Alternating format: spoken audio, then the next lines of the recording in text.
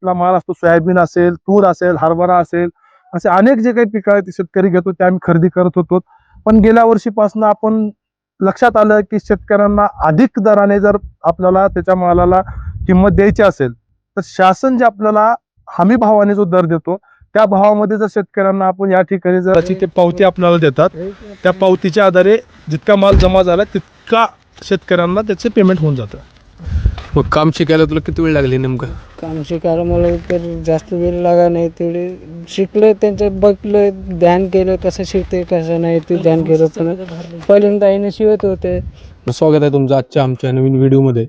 तर आज आम्ही इंडियन ॲग्रोटेकचे मालक जे नयन माने आहेत त्यांची पहिली मुलाखत घेतलोय, पण ते संक्षिप्तमध्ये नाही घेतलेलं आहे. आता आपण एकदम डिटेलमध्ये त्यांची माहिती विचारू, त्यांचे काय काय व्यवसाय होते हे त्यांच्याकडून जाणून घेऊ. तर चला.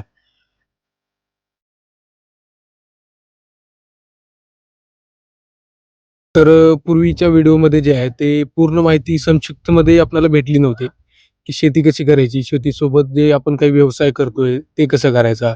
तर आज आपण जे अनुभवले आहेत नयन माने यांच्याकडून आपण जाणून घेऊ की शेती कशी करायची आणि त्याच्यासोबत व्यवसाय वगैरे करणे यांना अनुभव आहे.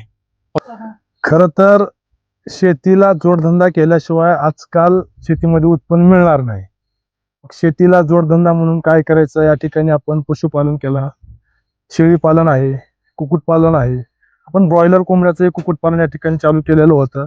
पण सद्यस्थितीमध्ये शेतकऱ्यांचा जो कौल आहे तो बोकड पालन, मच्छी पालन याकडे जास्त आहे.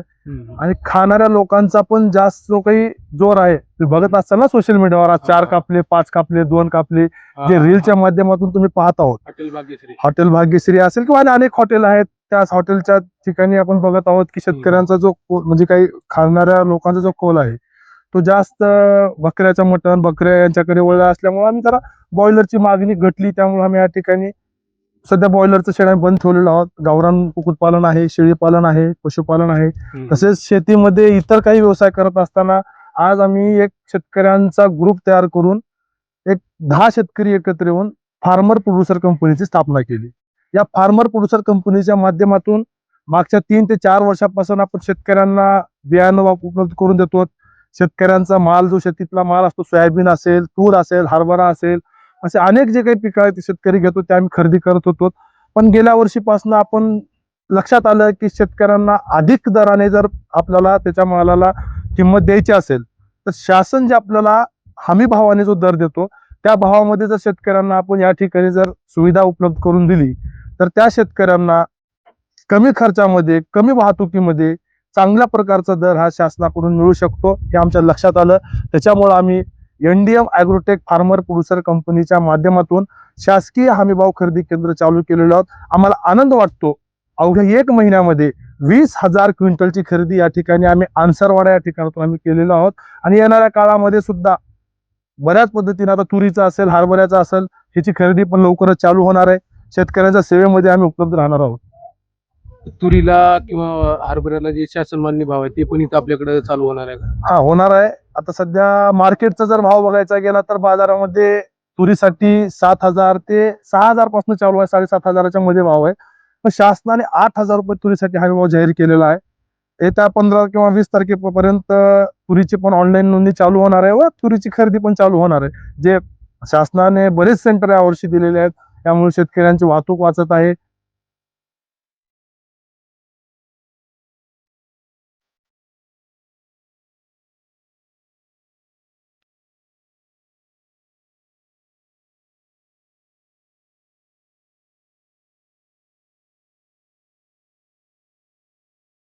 आम्हाला बारदाना देणं, QR देणं, पर वकर महामंडळ असेल, वकर महामंडळामध्ये आमच्या गेलेल्या जे गाड्या असतील, ट्रक असतील ते वेळेवर खाली करणं. त्याच्यामुळे शेतकऱ्यांचा जो माल आम्ही खरेदी केलेला असतो तो माल कमी वेळेमध्ये गोडाऊनला जातो. गोडाऊनमध्ये जमा झाल्यानंतर त्याची पेमेंट ही लवकर शेतकऱ्यांना मिळून जात आहे.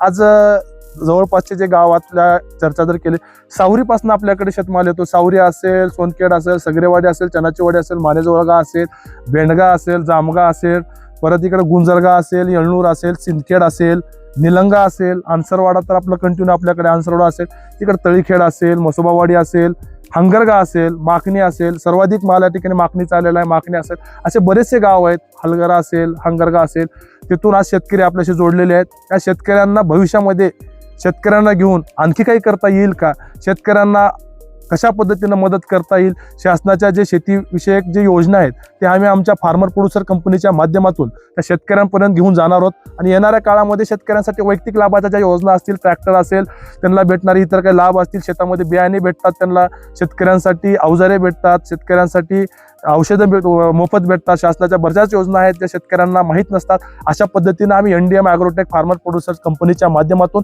कार्यशाळेचं आयोजन करणार आहोत आणि येणाऱ्या त्यासाठी आम्ही प्रयत्न करणार आहोत. पाठीमागे बघू शकता आपण कशा प्रकारे इथून जे आहे हे माल गोडाऊनला जाते. तर आता हे कोणत्या कोणत्या मार्फत जाते, कुठे जाते नेमकं काही? हे आपण शेतकऱ्याचा जो खरेदी केलेला जो शेतमाल असतो, हे सोयाबीन आहे. हे खरेदी केलेला आपण सोयाबीन उदगीर येथे वकर महामंडळाच्या गोडाऊनला आपण जमा करतो. वकर महामंडळाच्या गोडाऊनला जमा केल्यानंतर जेवढा माल आपण त्या ठिकाणी जमा केलेला आहे, ते जमा केलेल्या मालाची ते पावती आपल्याला देतात. त्या पावतीच्या आधारे जितका माल जमा झाला तितका शेतकऱ्यांना त्याचे पेमेंट होऊन जातं.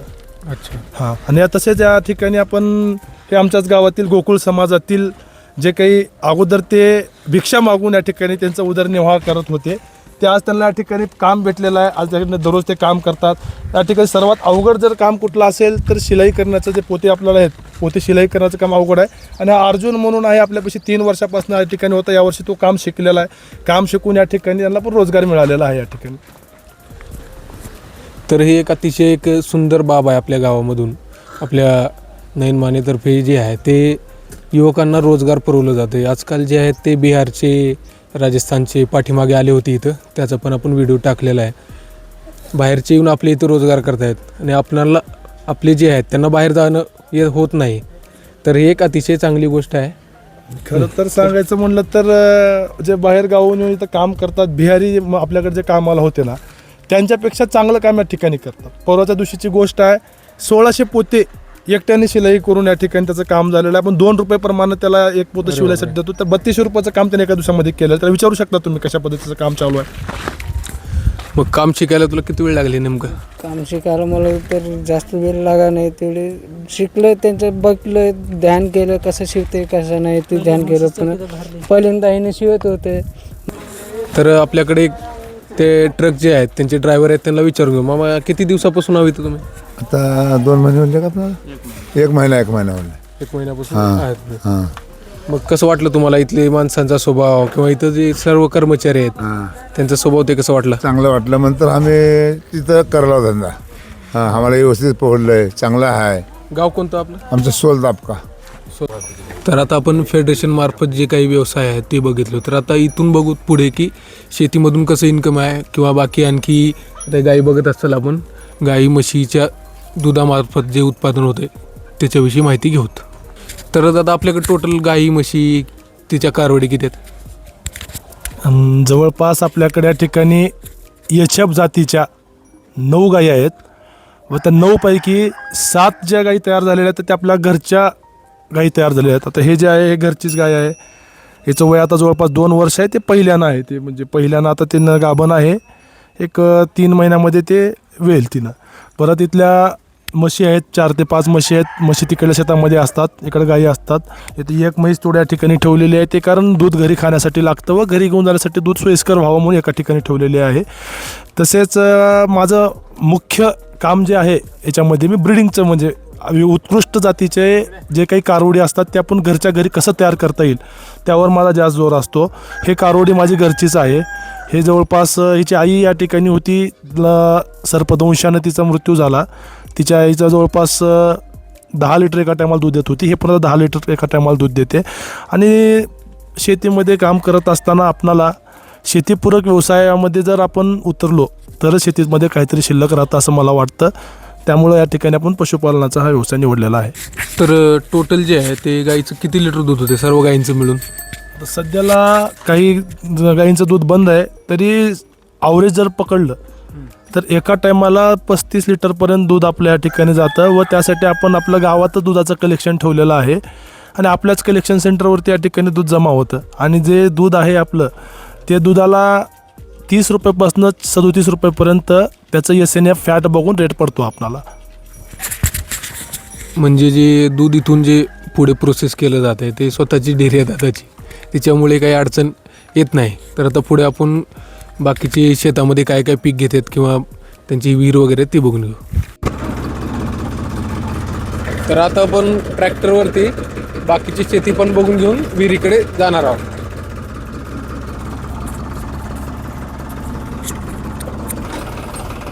आणि तुम्हाला मातीचा अंदाज आणण्याचा.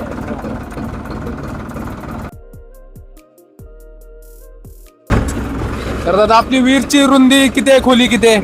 आपली विहीर 45 फूट रुंद आहे आणि जवळपास 60 फुटापर्यंत खोल आहे. आणि आता आपण जात आहोत तिकडे विहिरीकडे. जात जात आपलं पूर्ण शेत आपल्याला दाखवतो तुम्हाला.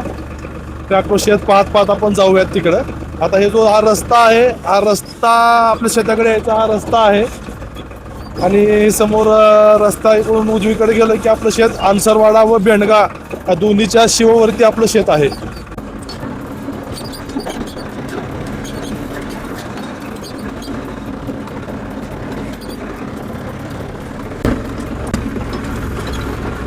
तर बाकी रोडच्या इतर बाजूला काही झाडं दिसणार, फक्त इथे जे आहे आनसरवाडा ते बेंडगा रोडला कसं काय झाड आहेत, काही विशेष? आनसरवाडा बेंडगा रोडच्या बाजूला ज्या ठिकाणी दोन्ही बाजूला आपलं शेत आहे त्या ठिकाणी आपण हे झाडं जगवलेले आहोत. कारण सावलीची गरज आहे, झाडं लावलं पाहिजे, झाडे लावा, झाडे जगवा असा संदेश आपले देशाचे पंतप्रधान नरेंद्र मोदीजी देतात. त्यासाठी आपण फक्त आपल्या शेतामध्ये थोडं झाडं जगलेले आहेत, इतर ते झाडं जे आहेत शेतकऱ्यांनी काढून टाकलेले आहेत. तर हे दोन्ही बाजूचे जे झाड आहे ते यांच्या स्वतःच्याच मालकीचे आहेत थोडक्यात.